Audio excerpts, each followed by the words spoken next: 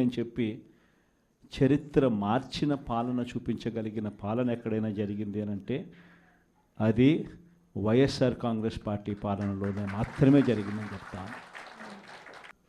ఈరోజు పరిస్థితి ఏమిటి అని చెప్పి ఒక్కసారి చూస్తే నేను చెప్పిన ప్రతి అంశంలో కూడా ఒకవైపున సూపర్ 6 గాలికి ఎగిరిపోయింది, సూపర్ 7 గాలికి ఎగిరిపోయింది, ఎన్నికలప్పుడు చెప్పిన మేనిఫెస్టో చెత్తబుట్టలోకి వెళ్ళిపోయింది, ప్రజలకు ఇచ్చిన మాటలు మోసాలుగా తేలిపోయాయి. మరోవైపున వ్యవస్థలన్నీ కూడా ఇప్పుడు నేను చెప్పిన వ్యవస్థలన్నీ కూడా విద్య, వైద్యం, వ్యవసాయం, గవర్నెన్స్ అన్ని వ్యవస్థలు కూడా తిరోగమనంలో కనిపిస్తూ ఉన్నాయి. కేవలం ఒకే ఒక వ్యక్తి మారాడు ముఖ్యమంత్రి, ఒకే ఒక పార్టీ మారింది, వైఎస్ఆర్సీపీ పక్కకు పోయి టీడీపీ వచ్చింది, తేడా అంతే. ప్రతి వ్యవస్థ తిరోగమనం, ప్రజలకు అంతవరకు అందుతూ ఉన్న ప్రతి పథకం రద్దు, వీళ్ళు చేస్తామన్న ప్రతి పథకము మోసం, అబద్ధం. కేవలం 9 నెలల కాలంలోనే ఇవన్నీ మన కళ్ళ ఎదుటే ఇవాళ కనిపిస్తూ ఉన్న పరిస్థితులు. నేను అందుకనే చెప్తా ఉన్నా, ఈరోజు ఓడిపోయినా కూడా చెప్తా ఉన్నా, మనకి ఇంతకుముందు 50% ఓట్ షేర్ వచ్చింది, ఈ ఎన్నికలు అయిపోయేసరికి మన ఓట్ షేర్ 40%. ఒక 10% ఓట్ షేర్ మనకు రావాల్సింది రాకుండా పోయింది. కారణం ఆ రోజు కేవలం మీ జగన్ అబద్ధాలు చెప్పలేకపోయాడు, అదొక్కటే కారణం. కానీ నేను చెప్తా ఉన్నా, మీ జగన్ అబద్ధాలు చెప్పలేకపోయాడు కాబట్టి అధికారానికి మనం దూరం అయ్యాం. కానీ అధికారానికి దూరం అయినా కూడా మీ జగన్ మీ గుండెల్లోనూ మీ మనసుల్లోనూ లీడర్ అంటే ఇలా ఉండాలి అని చెప్పి మాత్రం ముద్ర వేయగలిగాడు. కారణం ఏమిటంటే రాజకీయాల్లో ఉన్నప్పుడు విలువలు ఉండాలి, రాజకీయాల్లో ఉన్నప్పుడు విశ్వసనీయత అన్న పదానికి అర్థం తెలియాలి. ఈ జగన్, మీ జగన్ మరో 30 సంవత్సరాలు రాజకీయాల్లోనే ఉంటాడు. ఈరోజు తెలుగుదేశం పార్టీ కార్యకర్తలు, తెలుగుదేశం పార్టీ నాయకులు ఏ ఒక్కరూ కూడా ఏ ఇంటికి వెళ్ళే పరిస్థితి లేదు. వీళ్ళు గన ఇళ్ళకు పోవడం మొదలు పెడితే, వీళ్ళు గన ప్రజల్లో తిరగడం మొదలు పెడితే ఏమవుతుంది? ఆ ఇంట్లో నుంచి ఆ చిన్నపిల్లలు మొదలు పెడతారు, ఏమంటారు? నా 15,000 ఏమైంది, నా 15,000 ఏమైంది, నా 15,000 ఏమైందని. ఆ ఇంటికి వెళ్ళినప్పుడు ఆ ఇంట్లో ఆ చిన్నపిల్లల తల్లులు, ఆ పిన్నమ్మలు అడుగుతారు, ఏమని? నా 18,000 ఏమైంది, నా 18,000 ఏమైంది, నా 18,000 ఏమైందని. ఆ ఇళ్ళకు పోతే ఆ అమ్మలు, ఆ పిన్నమ్మల అత్తలు, వాళ్ళ అమ్మలు వాళ్ళేమడుగుతారు? మాకు 50 ఏళ్ళ వయసు వచ్చింది, మాకు 50 ఏళ్ళ వయసు వస్తూనే మీరేమన్నారు? మా 48,000 ఏమైంది, మా 48,000 ఏమైంది, మా 48,000 ఏమైంది అని అడుగుతారు. ఆ ఇళ్ళకు పోయినప్పుడు ఆ రైతులు ఏమడుగుతారు?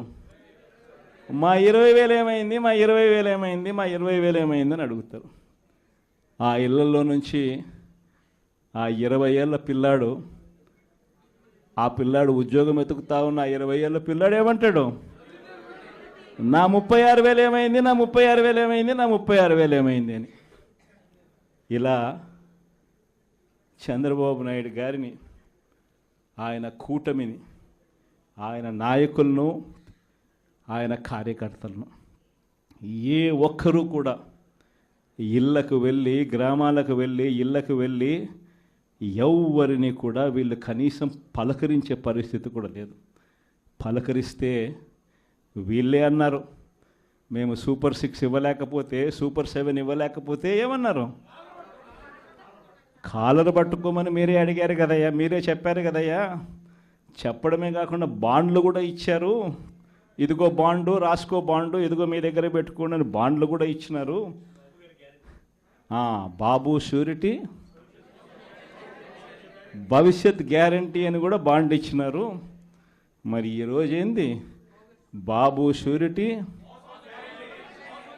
మోసం గ్యారంటీ అని చెప్పి రుజువైంది అని ఈరోజు కాలర్ పట్టుకునే పరిస్థితిలోకి ప్రజలు ఇప్పుడే ప్రశ్నించడం మొదలుపెట్టారు.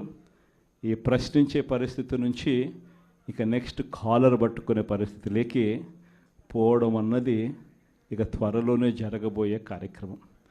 నేను ఇవాళ మీ అందరికీ కూడా ఈ విషయాలన్నీ ఎందుకు చెప్తున్నానంటే, అన్ని రకాలుగా ఈ ప్రభుత్వం ఫెయిల్ అయిపోయింది. ఈరోజు ఈ ప్రభుత్వంలో జరుగుతూ ఉన్నది ఏమిటి అని అంటే, స్కాములు తప్ప ఇంకా ఏమీ జరగడంలో. ఈరోజు రాష్ట్రంలో ఒక ముఖ్యమంత్రిగా ఒక పాలన సాగించేటప్పుడు, ఒక పార్టీ అధికారంలో ఉండి పాలన సాగించేటప్పుడు ప్రతి పార్టీకి కానీ లేకపోతే ప్రతి ముఖ్యమంత్రికి కానీ ఆ ప్రతి నాయకుడికి కానీ ఆ పార్టీకి సంబంధించిన ప్రతి నాయకుడికి కానీ ఏమనిపించాలి? అదిగో మా నాయకుడు, కాలర్ ఎగరేసుకొని చెప్తున్నాం, తన పలానావాడు మా నాయకుడు అని చెప్పుకునే పరిస్థితి ఉండాలని ప్రతి నాయకుడు అనుకుంటాడు. ఈరోజు పరిస్థితి ఏమిటి?